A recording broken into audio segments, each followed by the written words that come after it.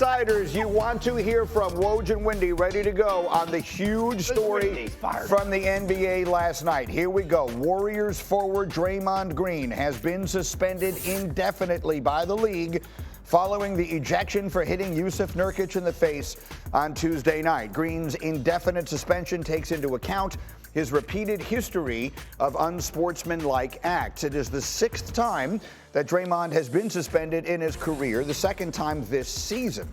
Meta World Peace, you may recall, drew a 7-game suspension for his altercation with James Harden in 2011, which remains to this point the longest suspension for an in-game incident since the 2010 season. So we have all the insight that you could be looking for. Again, JWill, Windy with us, and Woj, we'll start with you as the world got this news from you early last evening. Take us through it. For those who've not been, close to the media overnight, what are all the things people need to know about this decision from the NBA? Oh, Greeny, what is unique about this decision is Draymond Green's suspension is indefinite. And a part of that is his recognition that he needs to get some help for whatever challenges he's facing, and that's going to be part of this process and part of the benchmarks about when he would come back. Remember, we talk about the suspensions, we're leaving out the Jordan Poole incident last year, which was essentially a Warriors incident, a situation. There was no suspension, but he left the team essentially for an indefinite period. And that's a big part of this for Adam Silver, for the league, is that this behavior by Draymond Green is unsustainable. It isn't for that organization, and it isn't for the NBA, both the Rudy Gobert and then the Jusuf Nurkic situations this year. And again, going back to last year with Jordan Poole. And so I'm told he is open and accepting of the fact that he's got to get some help for whatever challenges he's facing right now. And so I'm told today, Draymond Green, his agent Rich Paul, and Mike Dunleavy Jr., the GM of the Warriors, they're going to meet and they're going to start the conversation with the league about what this is going to look like. Okay, so we'll come back to Woj in a second. Jay, let me come to you. You were here yesterday. We talked at great length about this, about our expectations, about what you thought would be appropriate. What is your reaction to the decision from the league? I think it's justified. I want Draymond to get the help that he deserves. I think he is one of the smartest players there is in the game. Obviously, this is a problem that he will need to address, Greeny, and whatever time it takes, it's going to be worth it for Draymond. But I do want to say something. It doesn't absolve Draymond at all. But I want to make sure that we put responsibility on the league as well. Because for me, it almost feels like this type of behavior has been enabled for a while now.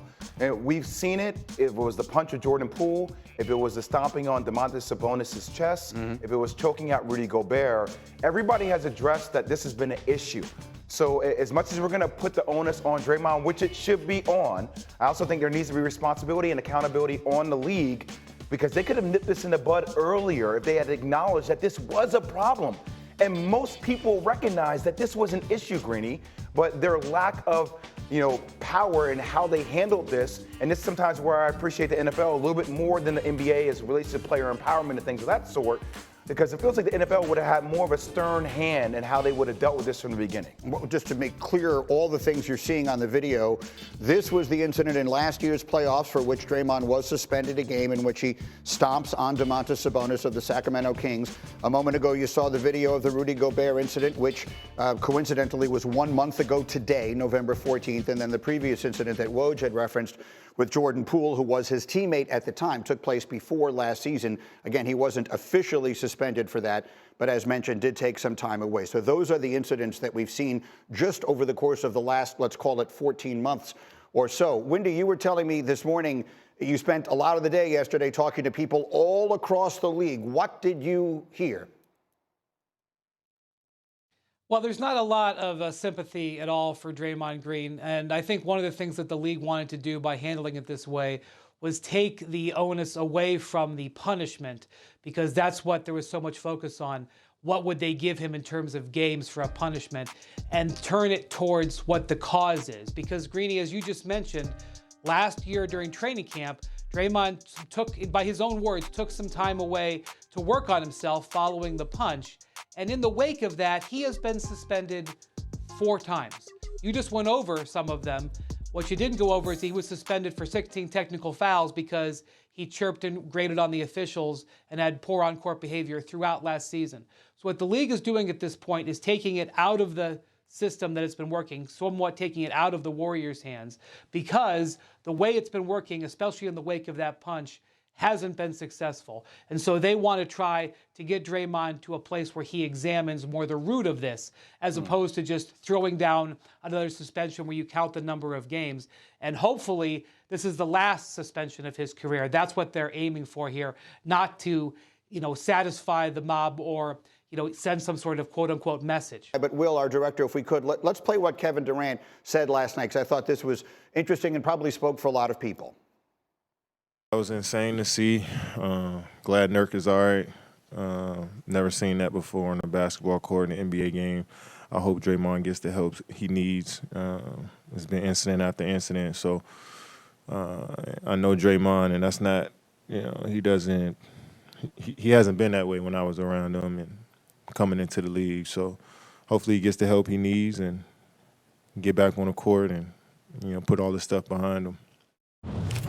So that was Durant last night. Of course, it was against Phoenix the other night that this incident took place. And Jay, you made an interesting point on my radio show yesterday after we finished Get Up, which is we can talk about the responsibility on the league here to take action and to try and intervene. How about the responsibility on the leadership of the Warriors themselves, which I suppose would primarily include Steph Curry, the superstar player, Steve Kerr, the somewhat legendary coach, and ownership to whatever degree? Well, I mean, it's safe to assume that these guys have addressed this internally, right? But, yesterday while I'm watching the Steph Curry press conference and Steve Kerr, it just kind of showed me the difference between Steph and LeBron. Because we would have held LeBron James accountable. We would have been having microphones in his face 24/7, Grinny, asking him question after question about his teammates' behavior and why, if he condoned behavior like that, where it feels like with Steph, we allowed him to kind of skirt out of it and not really press him on those type of questions. There's no doubt he will have to address that today. Look, I know Steph Curry and I know Steve Kerr and what they stand for. He is the epitome of class. But the way we treat those two and how we handle those for both being in the conversation for some of the greatest players of all time, let's just acknowledge for the fact that we treat them differently. So there are so many different parts of this story. And Woj, one of them is where the Warriors are at this particular moment in their history. We're talking about what might be the last moments, I suppose, of one of the great dynasties in the history of the sport. They have this extraordinarily high payroll. They have a bunch of older players, of whom Draymond Green is one. Their record is under 500 right now. It feels like they have some big decisions to make. How should fans be looking at that, Woj? No, this is absolutely an inflection point for the Warriors. And this was a team that the front office, the coaching staff, I think Steph Curry, they thought they had a contending team coming into the season. And you've seen, players who were integral, certainly in their most recent championship, really underachieved this season. And Draymond Green simply has not been available. That's going to continue now. Klay Thompson certainly has struggled this season. Andrew Wiggins has not played at the level of a player who was dominant in the finals against Boston 2 years ago. And, really Steph Curry is the one player, who has been himself this year. And, that's certainly the frustration for Golden State is that they still have a Steph Curry you can build a championship team around, who's at the level that can play with anybody in the league, but right now his supporting cast isn't there. This is a team with a record payroll right now, and the answers are going to have to come from within this Golden State team, this roster. There are not big trades for them to make. When your players are underachieving, they don't have trade value, and so there certainly still is time for this Warriors team, but there's no question, especially around what has happened with Draymond Green in the first year of a new 4-year, $100 million deal. This is a team that's absolutely in crisis right now. Yeah, that's an important point that I'm glad you made, Woj, because I forgot to mention it at the beginning. He is in year one of a new contract they just did. Wendy, give me a final word on this for this moment. Again, we'll have further conversation about this as the day goes on. Stephen A. will be here, Michael Wilbon, and others. But Wendy, what's fill in a blank here if there's anything we left out? We are in a moment where we need to see actions over words.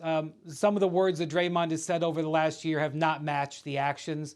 the actions have to be corrected. And that is the message that Adam Silver and Joe Dumars sent loud and clear with this decision to suspend him indefinitely.